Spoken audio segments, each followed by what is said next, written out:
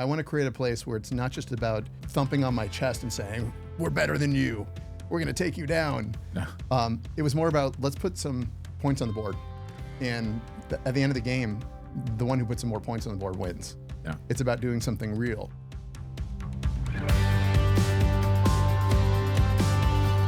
Welcome to Confessions of an Implementer. I'm your host, Ryan Hogan. We share unique stories of EOS implementers and the companies they've transformed to give you a rare glimpse into the successes and challenges of the system in action. Let's jump in. All right. Well, let's kick this thing off. Josh, thank you so much for taking the time to come on and share your journey, share your story. Really excited about this one. It's my pleasure and honor, right? Yeah. And look at this room. Like it's not too often that we get to come into real studios. And so thank you for you made a big trip today. So thank you for coming on up here. It's my pleasure. Anytime I can be around the clouds like this, I mean, yeah, that's it's awesome. I was telling you earlier, like when I found this studio and it was one of the recordings that I did, it was interesting because there's a whole bunch of celebrities that come here. So I feel like we're living in their aura, which is great. Fantastic. Well, maybe one of these days we'll be recognized at that same level. So this is the origins. We're starting here. We're on our way. Let's start with this because you have a really interesting story. This is not your first trip around the block when it comes to helping businesses, growing businesses, things like that. Like you are an expert implementer. You are also hard to get a hold of. I remember trying to lock you down in the early days, and that just speaks a lot to people. People are looking for your time. They're looking for your wisdom. They're looking for your advice. And like you have an operator background. So this is like you experienced it. You lived it first before you ever went into helping other businesses and leaders out. So like walk me through that founder journey. Like did one day you just wake up and you were just like, hey, I'm a founder now. Let me start a company, or what did that look like for you? That's exactly right. I just woke up one day and no, I was kind of born that way. Yeah. And what I mean is we're here in Los Angeles. This is a place that's very near and dear to me, hence the shirt I'm wearing, although, yes, it is upside down. That's not a camera angle. But in any event, I'm actually a fifth-generation Angelino. My ancestors came here from Eastern Europe with nothing at around 1900, when the city was very different, of course. And because they came here with nothing and arguable what their education was, they had to become entrepreneurs to survive. Yeah. And it started with things like selling fruit on the corner. We see that today, to collecting burlap sacks in the grocery markets and reselling them, to starting a broom factory, manufacturing comforters downtown LA in a storefront. Wow. And so I can tell you story after story, but generation after generation continued to build. About 3 generations ago, in about 1920, my great-grandfather started a truck dealership here in Los Angeles, which my dad still runs today, and my brother's involved in it. Point is growing up, the conversation around the dinner table was, how is business today? That was our entire family, my relatives. That's what I knew. I didn't know many people who were employees. Yep. Growing up as a child, I knew one day I was going to be a business owner. I didn't know what I was going to do, but I knew that was my calling. Yeah. When I graduated college, it was right around the time of the first .com boom in the late 90s. And I had an opportunity to be an employee starting as an intern and work at a few of these .com companies that, wow, what a ride, what an experience were those. And learn a lot. That combination of growing up in a pretty humble family business to then having the extreme right out of college and being an employee in companies that raised tens of millions of dollars with Ferraris out front and crazy parties, really shaped my leadership philosophy. And then finally, when I was 26 years old, newly married, my wife working as an attorney, no children, our only obligation was our apartment rent. I said, okay, now's the time. And that's when I founded my first business. When I hear your story and your family story, it's like it's building something from nothing. And it's like step after step, brick after brick. And then we've got this other side of entrepreneurship that is like go out, raise money, convince investors that you have the next $1 billion idea. When you were going through that experience, were you taking notes on what to do, or were you taking notes at that point on what maybe not to do? Likely a little bit of both. And I probably didn't know it at the time. I mean, growing up in the family business and seeing entrepreneurship in the form of really, quite frankly, a lifestyle business, wanting to serve the community, my father, my grandfather, my great-grandfather, who I really didn't know, he passed away when I was pretty young. I don't think they had massive ambitions to take it and become a national automotive dealership and grow and become billionaires, type of things. I think it was really about just running a great business profitably, giving back to the community, providing for our family, which I'm grateful for. And arguably that was a little bit easier for each generation because they could build off the next generation. Yeah. But there was no real long-term vision. It was about executing. It was about making a profit. Then flip the script. Right out of college, I'm at a company that promises to be the revolution of digital entertainment, bringing TV and Silicon Valley together to be the first streaming platform, which we were. Yeah. It was a company called the Digital Entertainment Network, DEN. We raised about $80 million. Wow. Burned through it in about 3.5 years. That Ferrari. It was the Ferrari out front. The Ferraris out front with car washers every day. Crazy Christmas parties that were over the top. I mean, any cliche.com experience, like I lived it. Yeah. I started as the second assistant to the president of the company. Wow. Who came from Hollywood. And it was amazing. I got to be a bit of a doorkeeper to him. All these celebrities, big name executives, they saw that there was this revolution happening in technology and they were coming to us.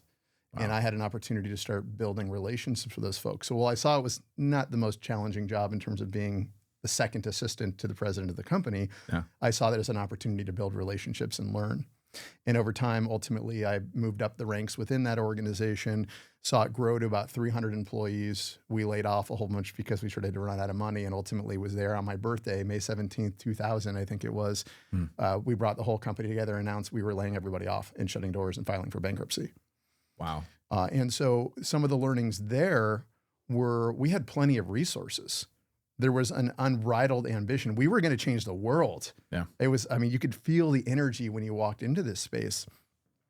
The challenge is that we didn't really have the discipline to execute. Is that people were inspired. They were willing to run through walls, but we just chased too many things. Yeah. And that really impacted some of my philosophy.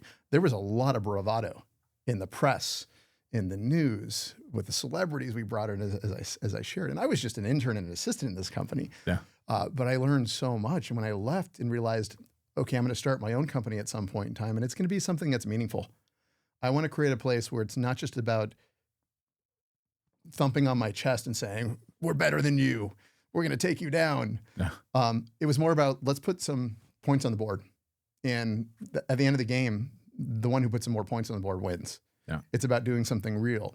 And so what that inspired me to do is to have a philosophy where it was a combination of, I think it's so critical to have an inspiring vision for your team, for your sense, for yourself to drive you, but you also got to be able to execute. And I think my father's company was really great at executing. There wasn't any real big vision that really inspired people. It was a job, and that's okay. That's not what fuels me. Yeah. On the other hand, working in these .coms I worked at a second one as well, that it was a similar story, similar ending. They had big vision, but they were not disciplined in their execution. And ultimately they ran out of money. Interesting. When you look back on those and like when we talk about discipline and focus and maybe simplification and some of these other concepts that you've learned and experienced in real time, is there something specific, like you today, if they were to say the company still existed, it was still doing the same thing, and they were like, hey, can you come in and be president, integrator, or visionary? Like what would you do different outside of just like, hey, we got to get discipline inside the organization? Like what would that look like? It was just the pursuit of more. First of all, I'm more of a classic visionary than I am an integrator, for the record. With that said, I always say that if there's a spectrum, let's say visionaries here, this is like ADD, hair on fire, new idea every 5 minutes. And this is integrator, I can run the trains on time perfectly with not a lot of creativity, but do it well. I'm probably just to the right of the middle. So I can work in both roles for a period of time, but at the end of the day, the visionary type of role is what inspires me. Nonetheless, looking back in hindsight's easy. I was also pretty low in the totem pole there. So it's easy to be a Monday morning quarterback. But my observation looking back on it from what I know now was the idea was great. we were marrying Hollywood and streaming technology, which back in 1999 was the size of a postage stamp. Yep. Most households did not have high-speed internet. We were still using dial-up, and we had some pretty innovative ways to make that work. The challenge is that we decided while we were creating original content, we started off with like 18 different kinds of original content with 10 different showrunners. And then we decided, well, we got to get ahead of the curve also. We're going to establish a music label as well. And it was just one thing after another. And the calling of entertainment, which is great, it was just a pursuit of too much at once versus let's put all our eggs in one basket. Let's produce 2 shows, 2 concepts, and stream them and make this big and prove ourselves and figure that out and build the momentum on those. And I think we just took our resources and spread them too thin and ran out of runway. We had a similar challenge at Hunt to Killer, and one of the things that we discovered is not only like we were creatives, and so we had the creative team that developed the storylines and the assets for that. We had the game designers that translated that story into a game, which overall had the final product. And then we had marketing, which was like, how do we tell the world all the things that we're doing? We had distribution. So we had both online sales and some of these others. And what I realized is like, we were trying to be best in the world at too many things. We were trying to be best in the world at designing a game, best in the world at marketing, best in the world at distribution and logistics, which like we had a warehouse. And at a certain point, we took a step back and we were like, we got to get out of, like, there's other organizations that are best in the world at that. When you think back to that company specifically, like if you were to think about all the core competencies that they needed, like showrunners and production, my wife's going through AFI right now, so I'm intimately exposed with how much goes into production, and that's outside of this. Like you need a great story before you even go into production. Do you look back on that and you're like, well, actually the technology was kind of the secret sauce, and if we would have let other subject matter experts do these things, or I guess like were you trying to build too many core competencies at that point? I don't know if it was building too many core competencies. I think it was just taking on too much. Got it. So for argument's sake, we had a lot of really talented people that came from Hollywood that had been doing it for years, that understood how to create a show, how to shoot, how to manage narrative. We had some amazing technologists, and the technology was pretty early on for what we were doing. So we were kind of figuring out, but they were great. Yeah. It was just that rather than producing 5 different products, we were producing 15 at once and trying to figure it out as we went. Versus let's prove we can do 1 or 2 of them, do them really, really well, scale that, build an audience, prove out the model, and then go from there. That would have been my angle. But again, hindsight's 20/20. Yeah, that makes sense. When you talked about the balance or the perspectives that you were able to gain and develop from both of these experiences. So looking at the brick by brick profitable company, you said maybe lacked a little vision, but had the execution down pat. Then you got into these other organizations where maybe lacked a little bit of the execution, but had grand visions. Like without that kind of second perspective, like did that second perspective kind of expand your horizon as far as like what's possible? Or were you already of the mindset like, I'm going to go and this is just like, let's learn some stuff before we go? Yeah, I definitely knew I was going to go at some point in time. And I figured before I went and founded my own endeavor, which I didn't know what I wanted to do, let me learn on somebody else's dime for a bit. Yeah. And I worked at 2 .com companies. The first one I mentioned, the second one was a company where started really organically. It was a sports agent who at the time started creating websites for all the top athletes. And that spun into a company that did all sorts of things around sports on the internet. But again, sort of undisciplined pursuit of more. First websites of athletes, and then we were doing official signed merchandise because we had those athletes where you can buy it online from them. Then it turned into a sports wire, and then it turned into a news desk where they were Yahoo was powered by all of our sports news. And so again, it was all under the theme of sports, which is, I guess, better than, owning car washes and laundry mats and sports. But again, there was a lot. Yeah. So similar learnings there. And again, that had a similar fate, unfortunately. And then I actually pursued the idea of going deeper on technology because that's something that I always really enjoyed. And I actually became a software developer for a couple of years, which I had no business doing by the book. I was an English major at UCLA. And I was passionate about technology. I had a little bit of experience building some websites during college as a really early adopter.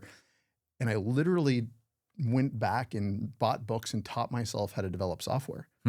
I remember as a 24-year-old, still looking like a college student and wanting a free education, I just picked up the UCLA course catalog and started going to classes that I was never Love it. registered for just to learn. Yep. And thought maybe I'd go back and get a computer science master's degree that would give me some credentials. But ultimately, I realized it was time at 26 years old. We had no family. Like I mentioned, the risk was pretty low. And I spoke to a cousin of mine who was entrepreneurial, and he said, Josh, there's no perfect time. You just got to do it. Yep.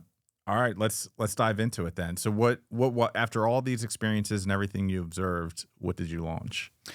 Well, like many young budding entrepreneurs, having a technical skill, whether that's baking pies or whether that's washing cars, I happen to have a knack for understanding how to develop software.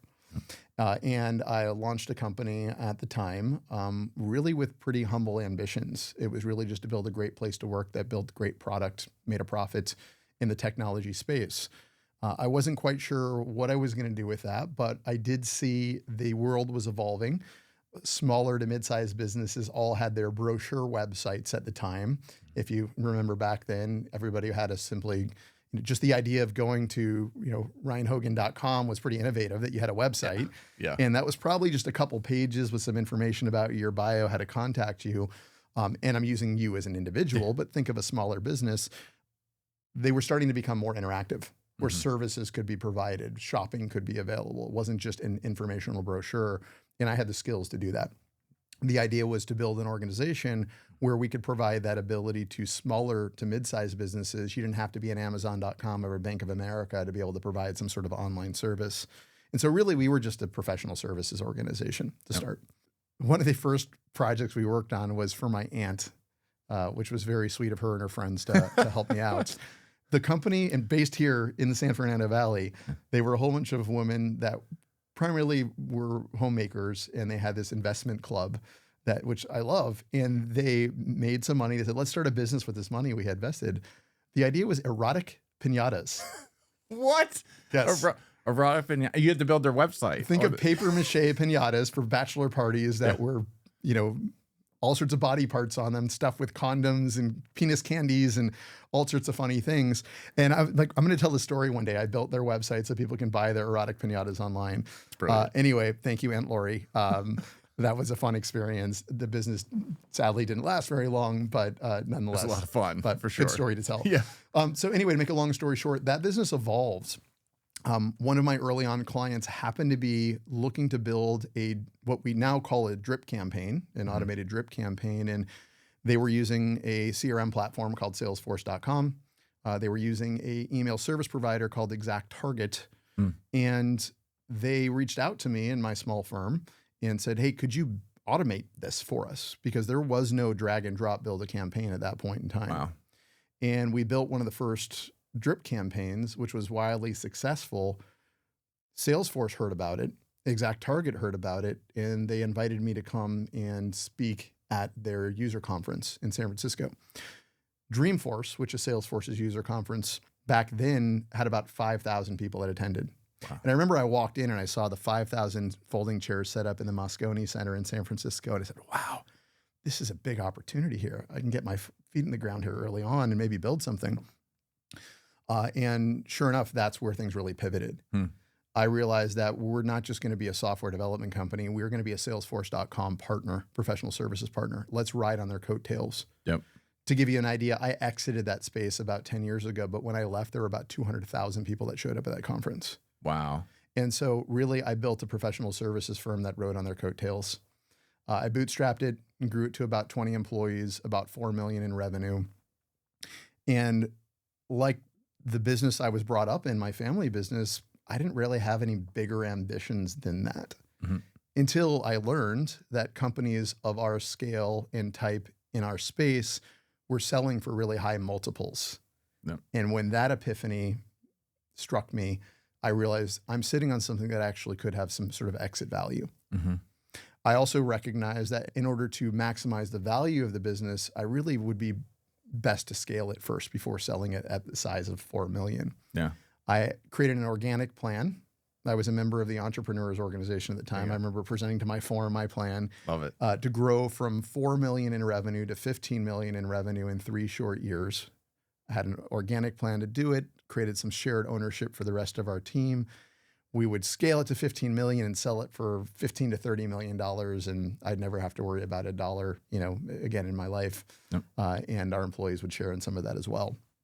Got everybody on board, and 18 months later, we were still at 4 million in revenue. Oh no! Oh no! Shocker, right? Never heard that story before. So I had plenty of vision. I didn't know how to execute. Yeah. We had really nice people on the team, but I didn't pull the plug probably when I should have. I didn't let go enough. Maybe I let go too much in certain cases. The short of it was I was tired. Yeah. We were spinning our wheels and not making any progress. I had reached my financial risk tolerance and decided I'm still sitting on something worth value, but I'm really tired and I'm not having much fun anymore. Maybe I can join forces with somebody else and we'll have a much more certain, faster path to an exit rather than doing it alone. Yeah. So I went through a process. This was my first go around of selling a business. I had never been involved. Again, my dad ran the family business. Yep. And learned a lot. Ultimately spoke to about 3 or 4 different companies. We went through a process and ultimately we found the right partner. It was a peer of ours in the Midwest, also happened to be an EO run company. We were both in the Inc. fastest growing companies list. And so we kind of connected that way. And technically they acquired us. We were about half their size. And fortunately together, we grew from about 13 million combined to about 40 million in 3 years. Wow. And then successfully sold the company in an all cash deal to a global publicly traded IT services firm. There you go. So it still had that exit. It was a little bit different than I anticipated.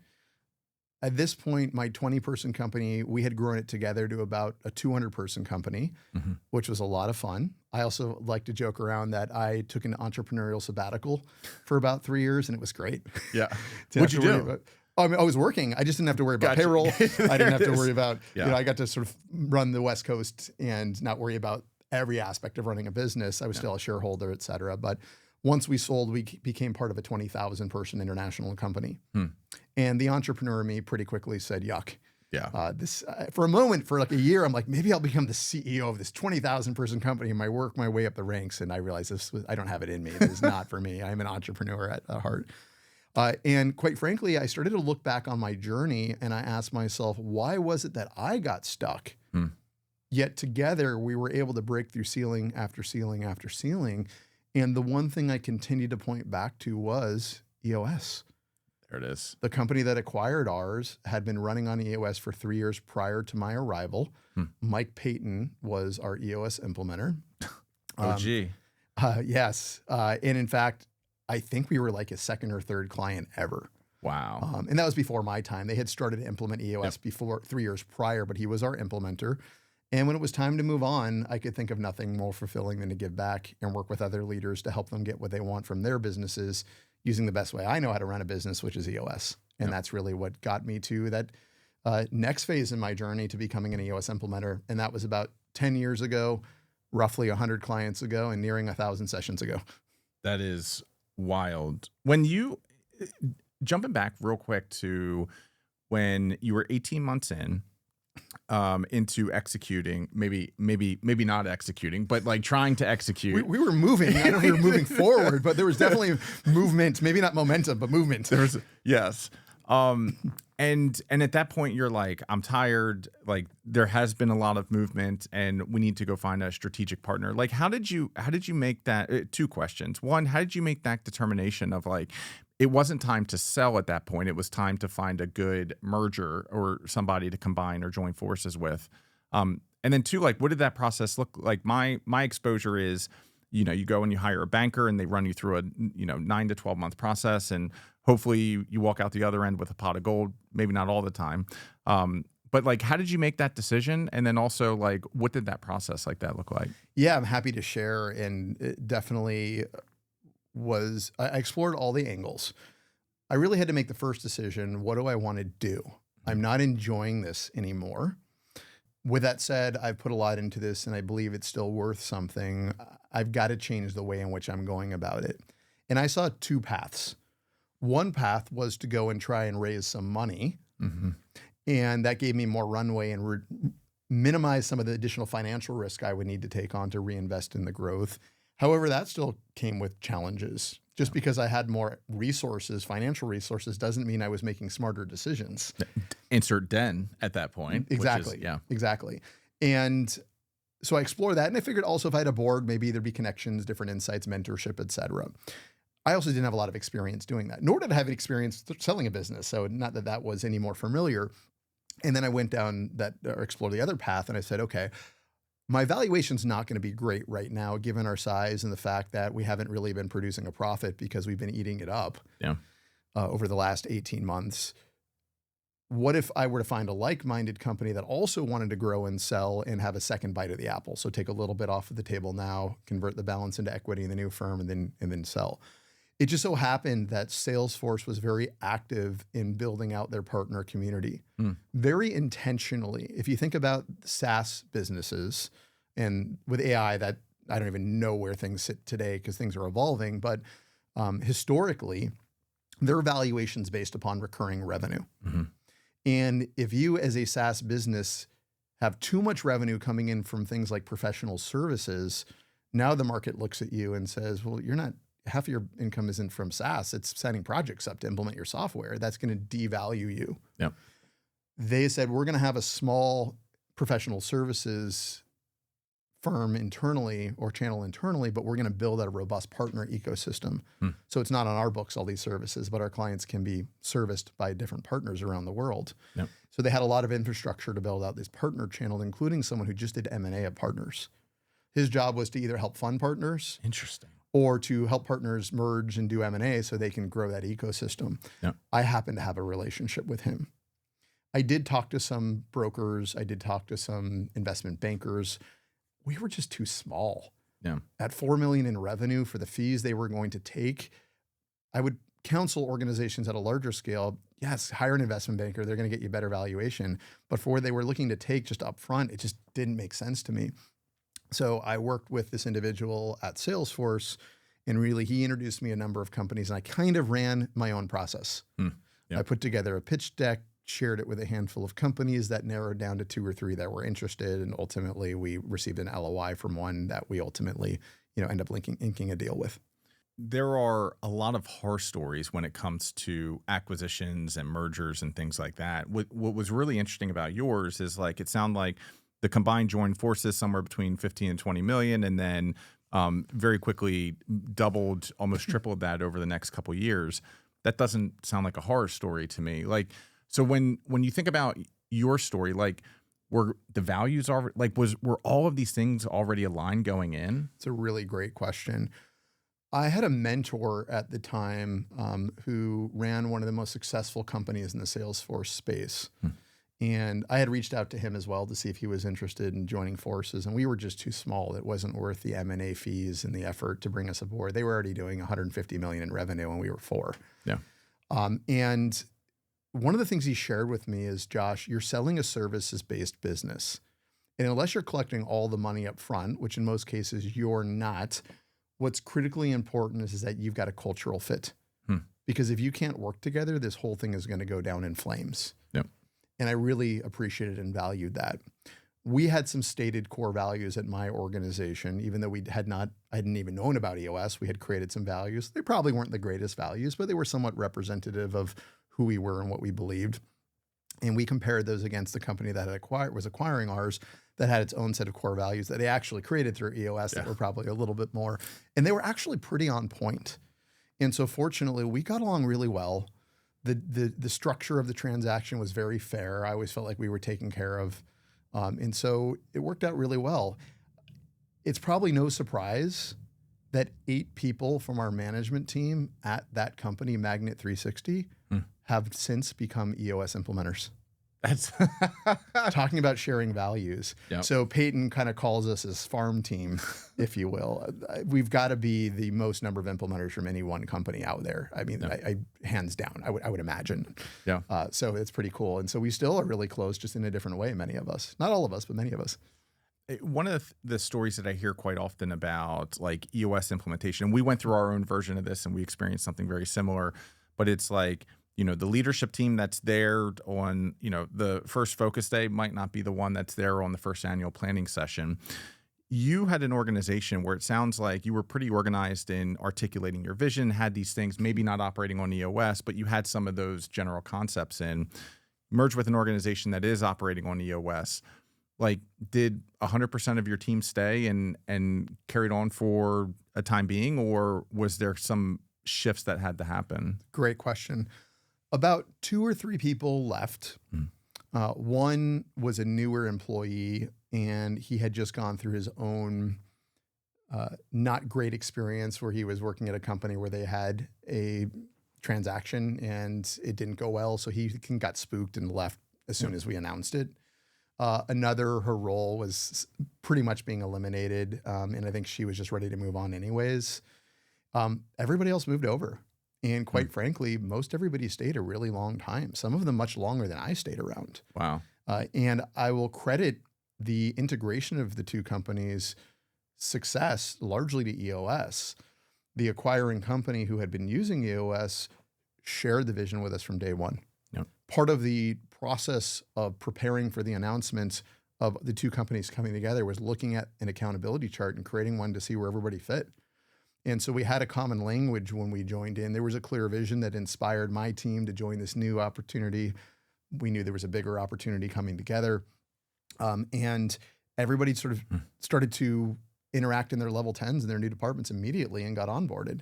Yep. We even had a weekly level 10 integration meeting of the leaders from both companies to talk about, and that went on for maybe a quarter or so. Yep. Every week, what do we need to do to transition systems, invoicing processes between the two companies, and we chipped away at it until there was nothing else to discuss, and that worked out really well. That's brilliant. When I've heard this notion of like as companies are going down the M&A track and they run on EOS, like they either bring an integrator or they bring someone in to kind of help them. Like, did you guys have that, or was that team so, operating at an elite level where like these integration L10s and a lot of the thinking of, do these cultures align? How do we integrate? Did they happen with or without kind of outside consultation? Yeah, I don't believe there was any outside consultation. Some of the leaders in this company had a lot more business experience than I did, and they just had more experience doing so. So it went pretty smooth overall, which was great. Love it. That is, I will say, out of all the stories, I would say like that one's like maybe a 10 or 15%er versus a lot of others that go sideways. And I think a lot of this speaks to the power of EOS and alignment of core values and thoughtful integration and intentionality behind all of these different processes. Okay. All right. So now you have this exit and you're like, I'm going to be CEO. And then you're like, yeah, maybe not. So you left, and immediately when you left, did you say, I'm going to EOS, or what did that look like? So we've just discussed Act 1, if you will, right? And hopefully there's a lot more acts to come. And now we're sort of moving into Act 2. And I explored different options. I knew I was turning 40 years old at the time. I had a lot of more in me. I had an exit now, and there was an opportunity to do something into the future. And I didn't know what I wanted to do, to be honest with you. I knew I had 10 years of experience working with technology and business at a really high level. My first reaction was, why don't I become a fractional chief technology officer? I'll work with mid-market companies that they've outgrown their director of IT, but they're not ready to bring in somebody who's real expensive full-time. And I can serve in that way, maybe 10 hours a week per 3 or 4 companies and make some good money at a high hourly rate. And that didn't really take off. And quite frankly, it wasn't all that exciting. I was sort of doing it because I knew how to do it. Yep. And then I connected with one of my old peers from Magnet 360, the company that had acquired mine, who had become an implementer. He was the first one from the company that became an implementer. And he shared with me what life was like as an EOS implementer and the impact he was making. And that just sold me pretty darn quickly. Yep. So about 2 or 3 months after I left Magnet, I went to my boot camp at EOS, and that was in May of 2017. So this May will be my 9th anniversary since that day. All right, quick break, friends. Do you find it impossible to hire and retain top sales talent? Or worse, are you paying insane recruiter fees who are all using outdated hiring processes? Yeah, I was too. At Hunt to Killer, we were spending hundreds of thousands on recruiter agency fees. And after I sold that company in 2025, I started Talent Harbor, And the whole vision here was to make sales recruiting accessible to small and medium-sized businesses, because the organizations that can hire and retain world-class people are the ones that ultimately win. Most organizations rely on things like ZipRecruiter or LinkedIn, and they get hundreds, if not thousands, of resumes. But we find that the best salespeople are already perfectly placed somewhere else. And that's why our approach is to go after them. And we do that through a business model called recruiting as a service. We do not charge commissions. We do not have success fees. We don't have contracts. We don't have long-term engagements. And we become an extension of your team as expert sales recruiters. If you're tired of the same old recruiters and want to actually grow your sales team, check us out at talentharbor.com. That's Talent Harbor, TALENTHARBOR.com. Let's get your next sales superstar hired. And it's something that, and this wasn't the first time that you mentioned this. You keep coming back to this like impact and keep coming back to this purpose. Like, has that become, or has that always been kind of your guiding principle, guiding light? It's like you've navigated decisions or big decisions like this? It's a really great question. The answer is no. Yeah. And I'll share with you a little bit of the journey. Growing up, like many individuals, we have our own trauma and our backgrounds. And especially I remember going through elementary school and middle school, I was kind of a little bit chubby and self-conscious and always wanted to sort of fit in with the cool kids. Yeah. And never really felt like I did. I was always a little bit of an outsider until maybe sort of later in high school, let's just say. And I didn't really realize this, I think, at the front of my mind, but it was there in the back that I was driven because I needed to prove myself. Yeah. What really drove me was demonstrating I could fit in socially. I had my place. Whether that was, looking back, I always wanted to be the best at whatever I did.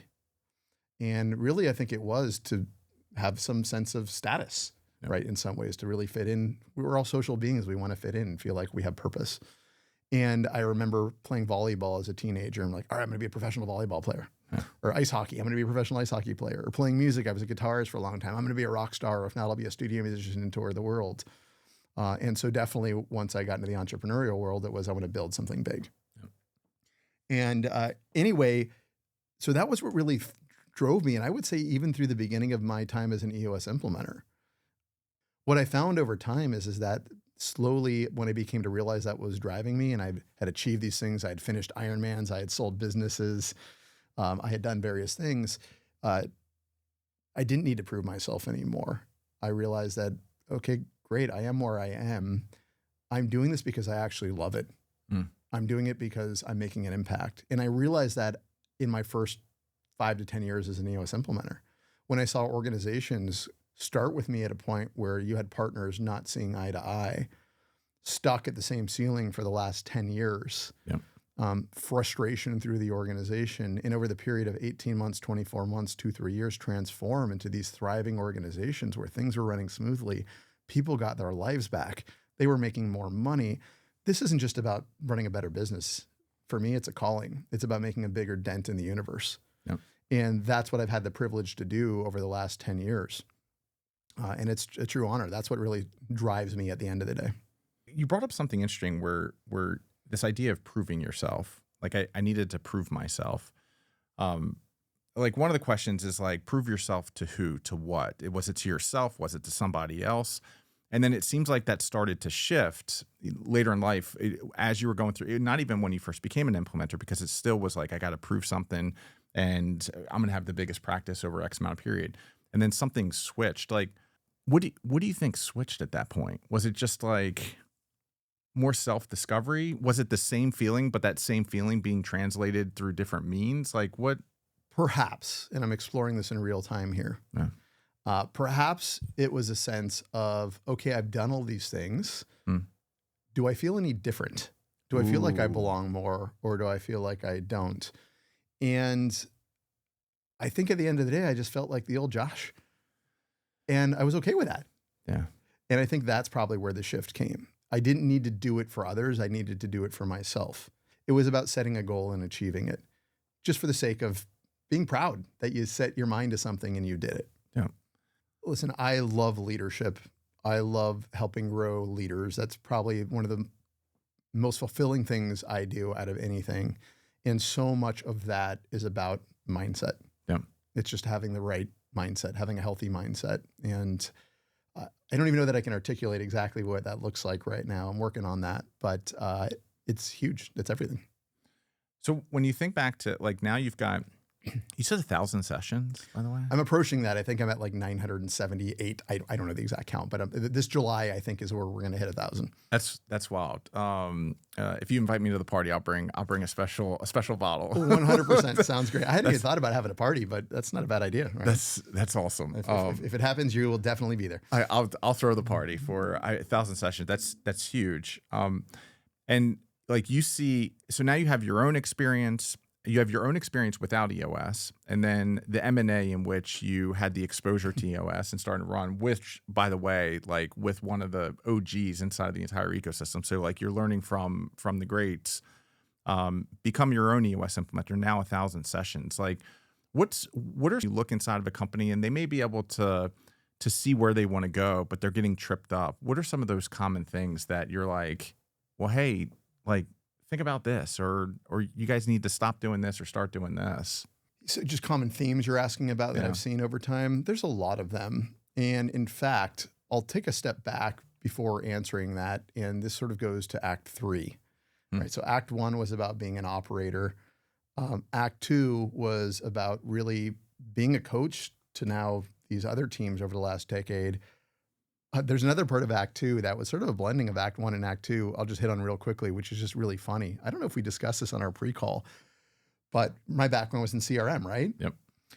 I had built a CRM to manage my EOS practice from day one because that's what I knew. And people kept asking me, Josh, can you help me with my CRM? It sounds like you've got something as an EOS implementer. And my answer was always no. Yeah. Not because I was trying to be a jerk. I'm help first. It's one of our core values, but I don't do that anymore. That's not my core focus anymore. So I'd recommend they connect with somebody else who can help them out. And after repeated request, and we were about 100 implementers at the time. And, the 3-year picture to EOS worldwide is we're going to be 800 implementers or whatever the number was. And the entrepreneur in me couldn't help it. And I'm like, I am the one person in the world who has the expertise at this point in time to take advantage of this. Yeah. I know technology and CRM. I'm a member of this community that's growing. Why not create a practice management solution for EOS implementers to run their practice? And I've partnered with an old colleague and friend of mine as the integrator. And we founded a company called Session Guru and built the first practice management solution for EOS implementers to run their practice. We grew that to about 25% of the community paying us a monthly fee as a SaaS model to give them the service. And then we ended up selling that back to EOS Worldwide about 5 years ago. There it is. So Mark and Kelly and the leadership team became partners in many ways. And that was just really fun to give back in that way, in a different way. And I'm glad that I'm no longer involved in that. It was great while it lasted, but it allows me to focus 100% on making an impact with the my EOS practice. That's awesome. That was my second exit. And so that took 18 months to exit from. The first one took about 10 years. You're getting shorter cycles now. Like first exactly. one 7, then 3 years, now 18 months. Who knows what's next? With that said, so moving to Act 3 then. Yeah. Which is I've had the privilege to do this for the last 10 years and make a huge impact. Some of the highlights, and there's many. One company started working with me when they were 7 employees and $1 million in revenue with 2 partners who weren't seeing eye to eye. Fast forward 6 years, they were running a $135 million business with about 350 employees. The visionary had taken off about 6 months of a sabbatical with the company running better than it ever had. Yep. And they sold the company for a very great valuation at the end of 2025. And the fun part is they brought in a new CEO. And the first thing I thought is, oh yeah, he's going to have a new idea and way to run this thing. He's the biggest EOS fan now. Wow. And they've been great. So I'm still with him with the second generation of leadership. So again, that's been a fun story. There's just been other stories where it's not about the top line. It's about quality of life. People who are just miserable. They were sitting in every seat. They didn't trust the people around them. And now they're at the point where they come in and just saying, this has changed my life. I'm spending more time with my family now.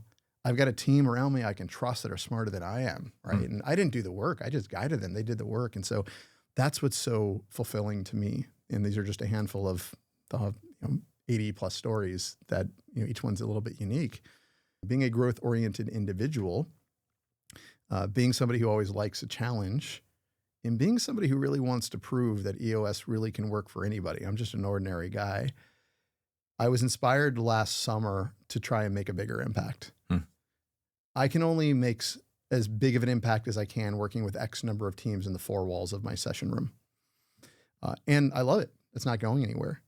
And so I've challenged myself to make a bigger impact by sharing what I've learned over the last 10 years with the whole country. And I launched a newsletter called Simple Leadership, Timeless Truths for Modern Business Builders. Every other week, I publish a newsletter doing a deep dive on something I've learned. And the basic premise is this. Here's the underlying pattern that I've seen with these teams I've worked with. Leadership, Ryan, can be really simple. It is simple. It's that most leaders don't have the courage to do the tough things they need to do. And what they end up doing is they ignore them, or they build scaffolding around them to accommodate them, and they make their businesses way more complex than they need to be. And as a result, again, leadership becomes challenging, way overcomplicated. And they're spending all this energy and time, wasting energy on things that just are not productive. Yeah. My goal is to share these stories and learnings to help leaders change their mindset and have the courage to do those tough things, because in the end, those tough things often require a lot less energy than building all the scaffolding and avoiding the hard truths. And so that's the new mission over the next 10 years, is to really grow that into one of the leading voices around the country to make an impact. So today is a really important day for me here that we're having this conversation, because I've never really talked about this live outside of the followers I have that I've been slowly building over the last 6 months. But that's what's fueling me. The EOS practice isn't going anywhere. That's where I get to still be on the ground and work with teams. But this is my opportunity over the next 10 years to create my own core target, a new core target, and say, okay, I truly believe, and I've seen it too many times not to believe it, that if you set your sights on something and you truly commit to it over a long-term period, 10 years in my case, it's a nice round number, 2035, you can do anything. You might not know the ways and means to get there, and that's okay. It can be organic, but I'm going to chip away at it one quarter at a time. And not only do I want to prove that for my own satisfaction and to make an impact, but to prove to everybody else, leadership isn't that difficult. Yeah. If you can cut through the noise and say, this is what I'm going to do, and stay focused on it and make every decision with the intention of getting closer to that, I believe anybody can do it. So hopefully 10 years from now, we'll sit back and say, yep, I did it. There's no reason anybody else can't do whatever it is that they set their mind to. I love it. I have to ask now that you brought up the 10 years. What's the 10-year target? Yeah, so it's the way that I've articulated at a high level. So I teach this, and I actually wrote a newsletter about setting long-term goals. And it's all about creating the term we use at EOS Worldwide as core targets or long-term target. And so they can be qualitative, they can be quantitative, but you got to know when you've arrived. And so the high level is to be regarded as one of the top leaders in business leadership, or thought leaders in business leadership by 2035. And how is that quantified then is the question. And we've got a handful of metrics there in terms of number of LinkedIn followers, newsletter subscribers, podcast downloads, because the intent is ultimately to launch a podcast that would sort of define us when we get there. And that's my way of sort of saying, hey, okay, we're making the impact at the scale that we'd really like to. I love it. And one of the things you talked about there, and this was the newsletter that you sent me. And by the way, it's a fabulous newsletter. So for anybody that's listening, like it is, there are a lot of newsletters out there. Actually, I have a newsletter coming out in a few weeks, and it's like, your newsletter sucks. It's going to be the subject line. Because most people, when they think about newsletters, they think about themselves. They think about their organization. And so when I get newsletters, it's all about, look at us, look at our team, look at what we're doing. We just added this new service. Here's our update. And you take the same approach the same approach and philosophy that I have, which is like, it's value first, like putting value. Everything else will take care of itself, but you just put great value and great storytelling and great information out there. And the one newsletter that you sent me was just brilliant, because it talked about this idea of simplification. You just went over this too, by the way, when you were like, what's going on with leaders? Like, they're overcomplicating everything. And like bringing some of that back into even stuff that I think about, not to get us too much into EOS, but like, when we do our rocks, and the whole thing is like, hey, everybody's got 2 to 3 rocks. Therefore, like the leadership team has 10 rocks and we're on track, we're off track. We look at it on a weekly basis. We actually just implemented something. I was supposed to buy this book called The One Something. One Thing? Well, that's the book that I accidentally bought. So Okay. my partner was like, buy this book. It's called The One Something. And I looked up The One Thing. The One Thing came up. It had, 20,000 reviews. And I was like, oh, that must be the one she's talking about. Spoiler, it wasn't. But I still read it. And I was like, this book is brilliant. And immediately, this was last quarter, immediately we implemented, we said, we're not going to take on 2 to 3 rocks. We're all going to take on 1. And it's going to force us to get very specific. And so we've only had 90 days of that. We've got our quarterly pulse on Monday, but it's been really good. And so I'd like just to explore this topic a little bit with you, because like the whole premise of the newsletter that you put out was like, and what you just said is like, everybody overcomplicates everything. So like, when does an organization or a business leader know that they are unintentionally introducing complexities or the opposite of simplification? Well, I think there's always a way to make things more simple. Yeah. It's never ending.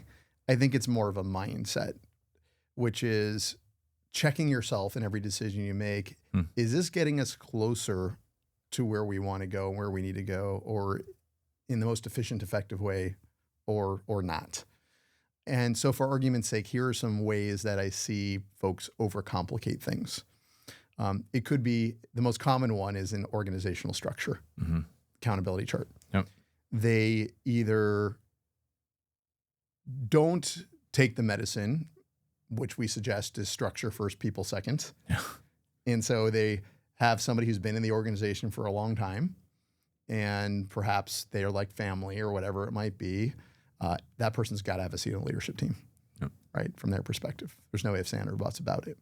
And that person is not qualified to be the right person on the leadership team, meaning that they are not what the team needs to get to the next level. So what do? They surround that person by 3 other people underneath them, versus if they just got rid of that person or moved them into a different role, maybe not get rid of them, maybe it's a little harsh, but moved them into a role where they could be successful and brought in somebody who could actually lead that function, they can save lots of money, lots of time, and do it more effectively. And they're holding themselves back. Yep. Right? That's just one example of many challenges with the accountability chart. I actually had one client. They had a founder who was in the chief technology officer seat of the organization and got them to where they were, but clearly they knew he wasn't going to get them to where they wanted to go. Yet they didn't address it. And they felt like they couldn't have certain conversations with him in the room for whatever reasons. So what did they do? They had their level 10 meeting every week with him, and they had a second level 10 meeting every week without him that he didn't know about. Oh, Could you imagine how much time and energy was spent by not addressing that root issue of 7 executives that are very well paid doing an extra level 10 every week to avoid this truth? yeah. Right? Simple concept. And once they realized, okay, this is costing us more than it's worth, they made the switch to their credit. Yeah. But the world is full of these types of stories, right? Leadership can be really simple. Sometimes it just requires a little courage. And again, my job is to try and convince people you don't actually need a lot of courage. It's the right thing to do. So that's one area. They overcomplicate it by taking on too many initiatives, too many rocks. As we say within EOS, and Gino, I think, kind of coined this idea, which is at the end of the day, we are all just balls of energy. Yeah. Literally, right? You and I are atoms. It's pretty amazing what we can do by aligning our own energy to make an impact. And our job is to, as leaders, is to align everybody else's energy in the organization. So it's like batteries all moving in the same direction, but we've only got so much energy. Yep. And oftentimes we just take on too much. And so as a result, instead of making progress from here to here, we make progress from here to there. We get a handful of things 50% of the way there versus 1 or 2 or 3 things 100% of the way there, and can really celebrate. And oftentimes those 3, 4 other things are just noise. Yep. That reminds me, like when you talked about like from here to here instead of here to here, like that kind of reminds me of the story that you were sharing when you had put that plan in place to double the company over 3 years. And it wasn't for a lack of movement. Like it sounds like everything inside of the organization was actually not to take us too far back, but what do you think it was? Like, do you think that was because if everybody was moving, do you think it was the wrong strategy, or just it was like atoms, everybody's moving in different directions? Oh, there was plenty of opportunity in the market. So it wasn't that it wasn't a decent strategy. I just didn't have the right people in the right seats. We weren't hitting targets, and I didn't have the language to recognize it or make the shifts. And quite frankly, probably the courage to make some shifts earlier on that I needed to. And maybe the lack of confidence that I was going to be able to find the right people because we were a smaller company and can I afford them? All the talk that goes on in your head, right? That prevents you from getting there.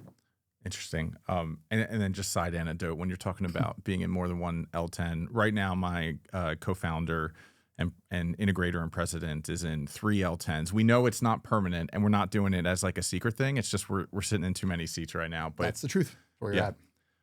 When you think about simplification, and just to stay tactical for just a moment here, like I've seen it show up in rocks. I've seen it show up for me personally in core values. Like there was my first organization, we had 10 core values. Couldn't even remember them all. And it's really, Shocker. Right. This was pre-EOS. But what's crazy is, I've been in the Navy now for the last 25 years, and like the Navy has made it with honor, courage, and commitment, 3 core values. And so like, that's what I continue to talk to my teams about to this day is like, if one of the biggest organizations in the world can have 3 core values and still operate effectively, like maybe we don't need 7. And so I see this type of stuff pop up in all areas. And another area is the scorecard. And it's like, I get it. If the leadership team were on an island and all they had was internet access and they could look at a certain amount of metrics, like what should those metrics be? When you think through that simplification, are you like, hey, there's a target here and like your target should be no more than X? Or how do you consult your clients and leaders to think through like the simplification of the scorecard? Yeah, it's really coincidental you mentioned the scorecard because that's an article I'm actually working on right now. Yes, and I did write another one called The Art of Setting Measurables, which is not what to have on your scorecard or how many measurables, but how do you choose what the right target is?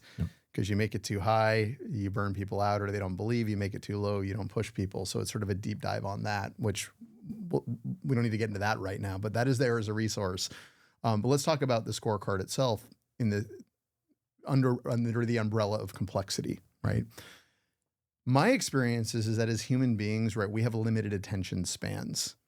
We can remember maybe 3 to 7 things in a list format at any point in time. So yes, remembering 10 core values is a bit much. Yeah. The more we share, the more everything else gets watered down. In fact, I'm passionate about great state of the company meetings. I've done 2 years of breakouts on that at the EOS conference. I've written an article on the 10 disciplines for an exceptional state of the company meeting. And one of the things at its core when it comes to aligning people around priorities is what are the handful of things they need to know are the priorities. So imagine standing up on stage in front of your team and you're sharing with them maybe the 1-year plan or the new rocks for the quarter. If they hear 19 of them, everything's a priority and it just becomes mush. Yep. Nothing is important, right? We've all heard the saying, when everything's important, nothing's important. However, if they hear 3, these are the 3 things we've got to crush this year. We're going to hit our numbers, and these are the 3 things that are going to get us there. That's clear.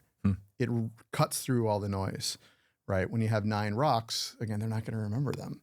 3 to 7 is kind of the rule of thumb. So I always say when it comes to lists, accountability chart, roles and responsibilities, 3 to 7 is the sweet spot. Rocks, 3 to 7 is the sweet spot. 7's getting a little bit much, but it's still manageable. Anything more than that, it just becomes mush and noise. Every additional line item you add just takes away, starts drawing power from the other ones, is the idea. So back to the scorecard. You know, we at EOS Worldwide, you don't have to memorize the scorecard, right? Like you do values or your roles on the accountability chart or the rocks for the quarter to know what are the big priorities because you review it every week. But we always say 5 to 15 measurables are really the ideal. That's sort of the sweet spot. 7's great. I'm not religious about it. 5 to 15 is kind of where we want to sit. Anything less, you question, do you have enough fidelity as a leadership team to really understand what's going on in your business? Once you start to get to more, you start to question, does the entire leadership team really need to be seeing this? And that's a whole nother deep dive. But here's an analogy that I use, quite frankly, that has been pretty powerful. Imagine you have the ability to tour a cruise ship bridge. You've been in the Navy, so you've Yeah. arguably been on some bridges in the past. For sure. And you can validate this, but I imagine that those officers, the leaders of the ship, their responsibility is to get it from point A to point B as on time and safe as possible, right?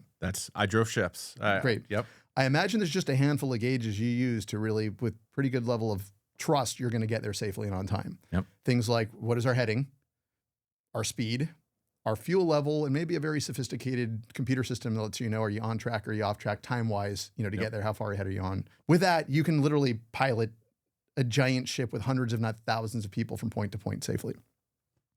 Yet you go into the engine room, and they've got another 50 gauges that are very specific to their function.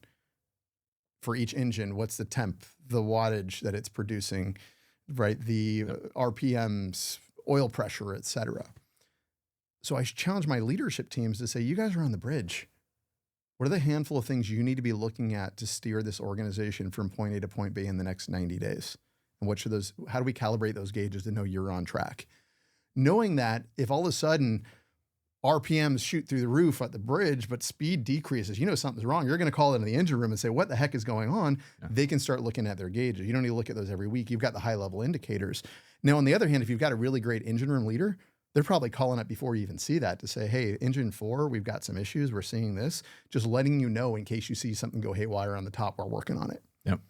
And so I use that as a bit of an analogy to really get a sense for, okay, what should we be looking at on our team versus what can be taken care of in the department level or the engine. And if I've got a lieutenant on this leadership team that's owning that I trust, why do I need to look at it every week?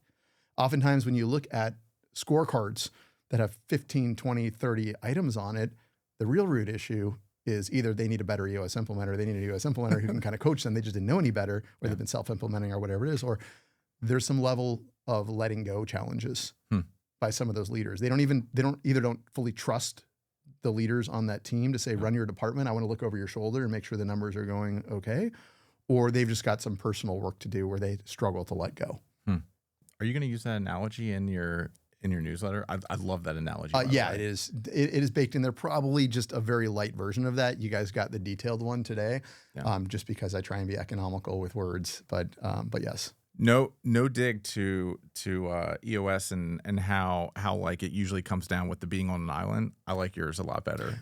Thank you. I appreciate it. I think it works. I think there's two different things though.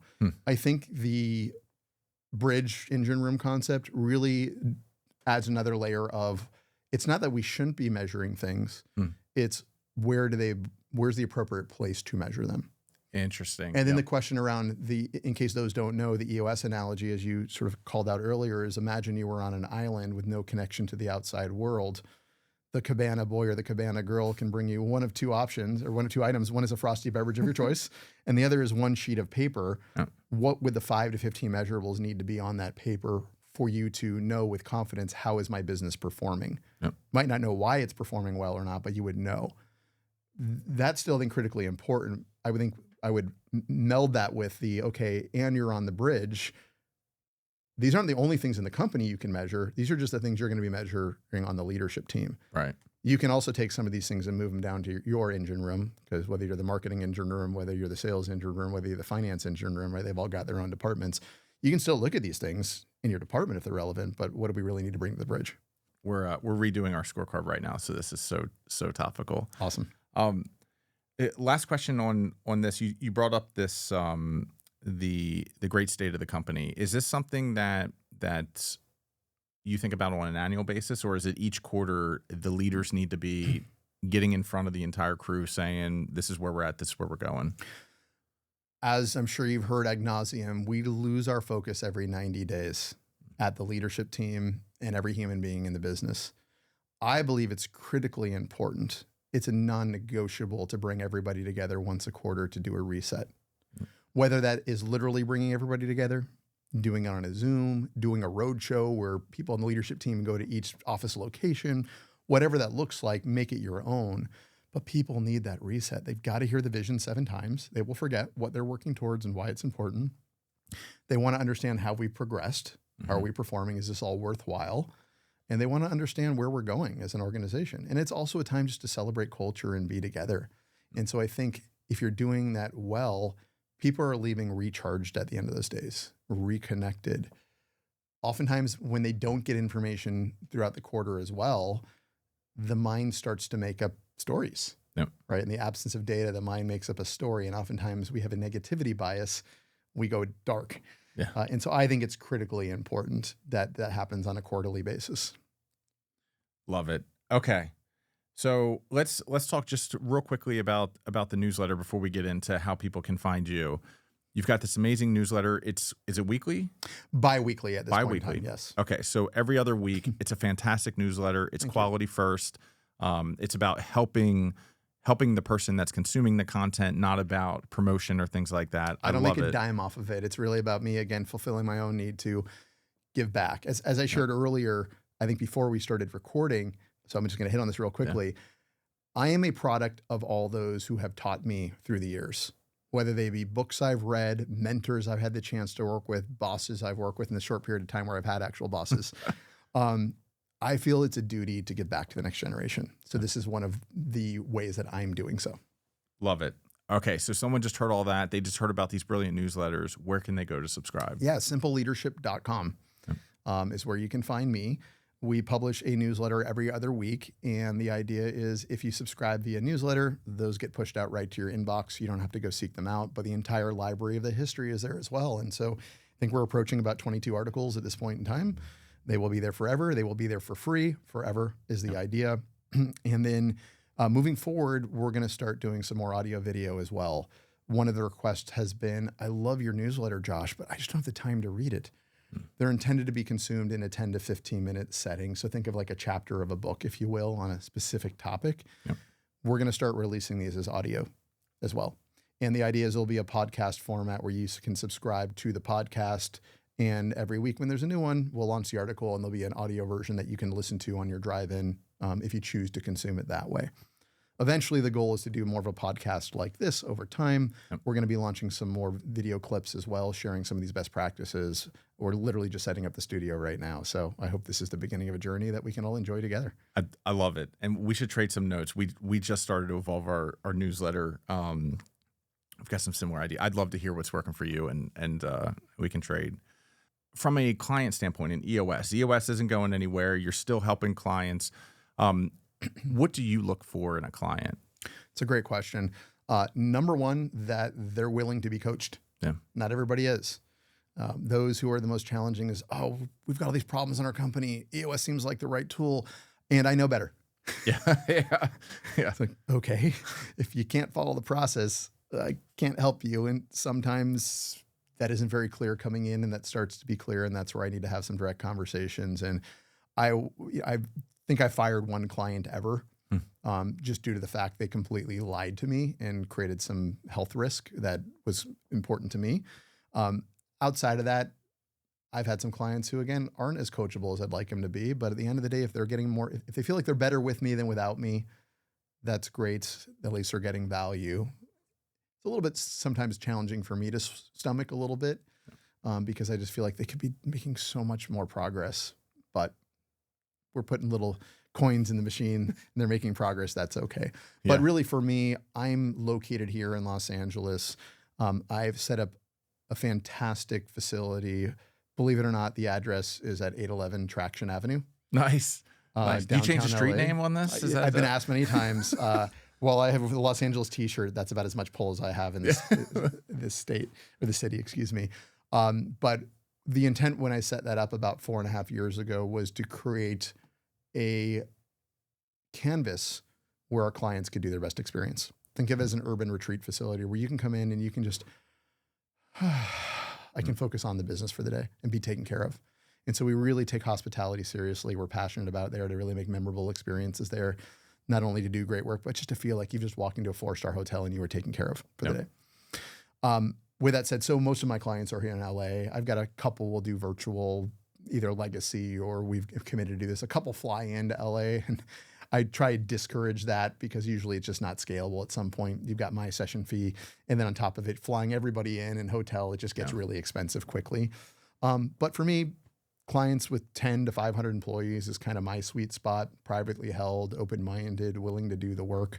across a variety of industries. That actually is what excites me. I've got clients. I've got the largest cannabis grower in the country with 5 million square feet of grow. It's insane. We went and visited their facility.